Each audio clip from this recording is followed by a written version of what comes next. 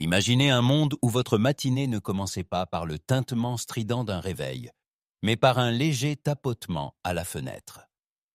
Une époque où un visage amical vous apportait le lait directement devant votre porte, où les voix étaient encore reliées par de vraies personnes, et où chaque petit service portait en lui une part d'humanité.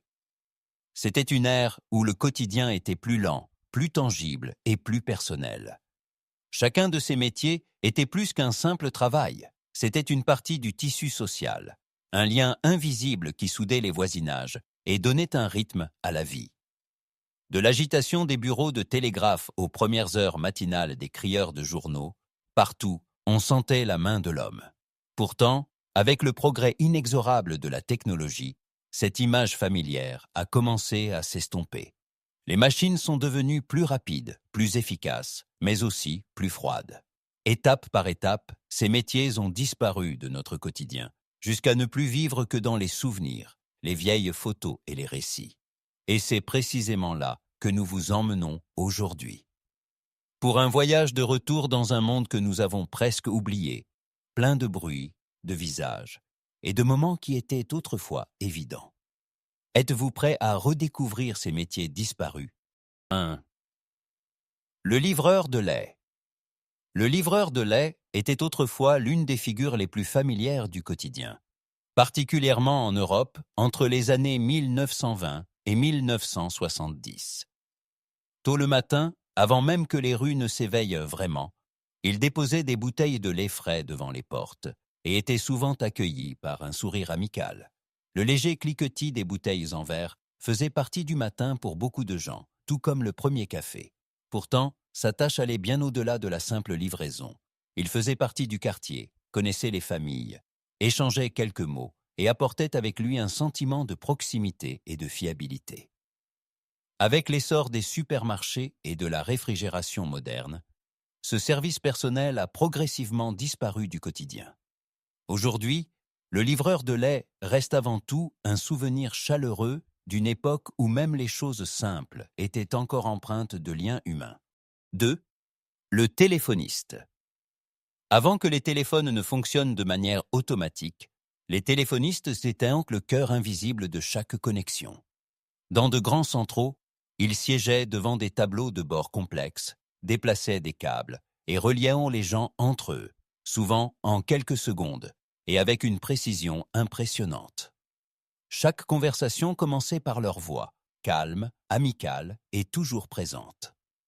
Ce travail exigeait non seulement de la concentration, mais aussi un sens de l'humain. Les téléphonistes connaissaient les voix, reconnaissaient l'urgence et devenaient les témoins silencieux d'innombrables histoires, des décisions d'affaires aux moments personnels. Pourtant, avec l'automatisation des réseaux téléphoniques, cette interface humaine a également disparu. Les lignes se connectent aujourd'hui d'elles-mêmes, rapidement et silencieusement, mais sans la chaleur qui accompagnait autrefois chaque connexion.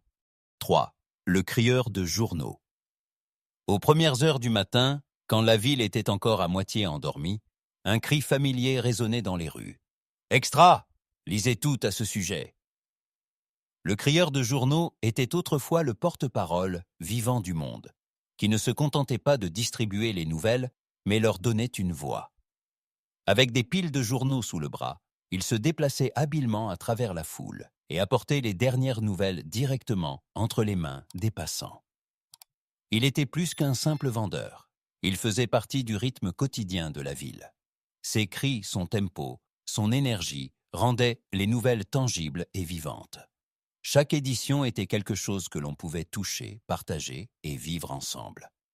Pourtant, avec l'essor des médias numériques et des informations instantanées, cette scène a lentement disparu du paysage urbain.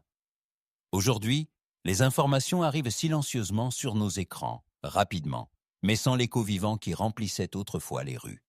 4. Le pompiste. Il fut un temps où une halte à la station-service était plus qu'un simple arrêt. Le pompiste s'approchait de votre voiture avec un sourire amical, ne se contentait pas de remplir le réservoir, mais nettoyait le pare-brise, vérifiait le niveau d'huile et veillait à ce que votre voyage puisse se poursuivre sans encombre. Ces rencontres étaient brèves mais personnelles. Quelques mots sur la météo, le trajet ou la destination faisaient même d'une simple pause un petit moment de connexion. Le pompiste n'était pas seulement un prestataire de service, mais un compagnon silencieux sur les routes du quotidien. Avec l'avènement du libre-service, cette forme de service a presque totalement disparu. Aujourd'hui, nous faisons le plein seul, rapidement et efficacement, mais sans les petites discussions qui rendaient autrefois chaque trajet un peu plus humain. 5. Le liftillier. Avant que les ascenseurs ne fonctionnent automatiquement, il y avait souvent à l'intérieur une personne qui accompagnait chaque trajet, le liftier. D'une main sûre, il actionnait levier à eau et bouton, s'arrêtait exactement au bon étage et veillait à ce que le trajet soit sûr et agréable. Pourtant, son rôle allait au-delà de la technique. Avec un bref salut, un sourire ou une petite discussion, il transformait un simple trajet en un moment humain, particulièrement dans les grands bâtiments où d'innombrables personnes se croisaient chaque jour. À mesure que la technique devenait plus précise et automatisée, cette figure familière a disparu du quotidien. Aujourd'hui, nous glissons silencieusement entre les étages. Efficacement, mais sans la petite rencontre qui accompagnait autrefois chaque trajet. 6. Le projectionniste. Dans l'ère dorée du cinéma, bien avant que la technologie numérique ne fasse son entrée, le projectionniste était l'âme invisible de chaque séance. Haut perché dans de petites cabines sombres, il veillait à ce que chaque image défile parfaitement sur l'écran. D'un œil exercé, il changeait les bobines de film au bon moment, préservant ainsi la magie du film de toute interruption.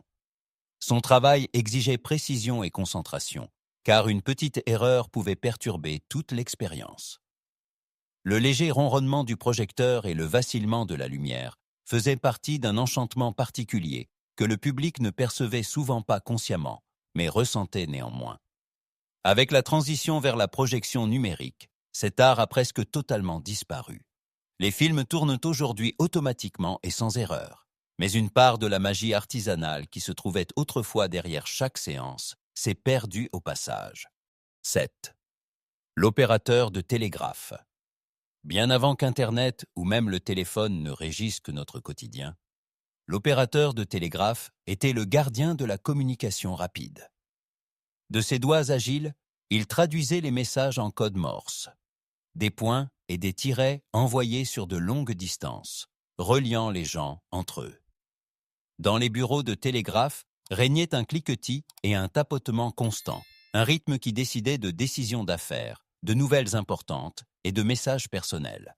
Chaque impulsion envoyée pouvait être porteuse de sens, influençant parfois même le cours des événements.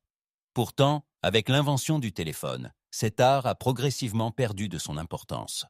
Le langage précis des signaux s'est tu, et avec lui a disparu un métier qui formait autrefois l'épine dorsale de la communication mondiale. 8. L'allumeur de réverbères. Quand le soleil se couchait et que l'obscurité remplissait lentement les rues, une silhouette silencieuse faisait son apparition. L'allumeur de réverbères. À l'aide d'une longue perche, il allumait un bec de gaz après l'autre, plongeant la ville dans une lumière chaude et vacillante. Son travail était un rituel quotidien qui accompagnait la transition du jour à la nuit. Chaque lampe allumée apportait non seulement de la lumière, mais aussi un sentiment de sécurité et de calme pour les gens qui marchaient dans les rues. Avec l'introduction de l'éclairage électrique, cette activité calme, presque poétique, a disparu du paysage urbain. Aujourd'hui, les rues s'éclairent automatiquement, de manière vive et fiable, mais sans la magie humaine qui annonçait autrefois chaque nuit. 9. Le livreur de glace. Avant que les réfrigérateurs ne deviennent une évidence dans chaque foyer, le livreur de glace était une figure indispensable du quotidien. Portant de lourds blocs de glace sur ses épaules ou transportés sur des charrettes, il apportait le froid nécessaire directement chez les gens et veillait à ce que les aliments restent frais. Son apparition, souvent accompagnée du bruit des voitures à chevaux ou des premiers camions, était un moment de soulagement, surtout par les journées de canicule. La force et la routine avec lesquelles il déplaçait les blocs de glace massifs faisaient de son travail quelque chose d'admirable. Pourtant, avec la généralisation des réfrigérateurs électriques, ce métier a presque totalement disparu.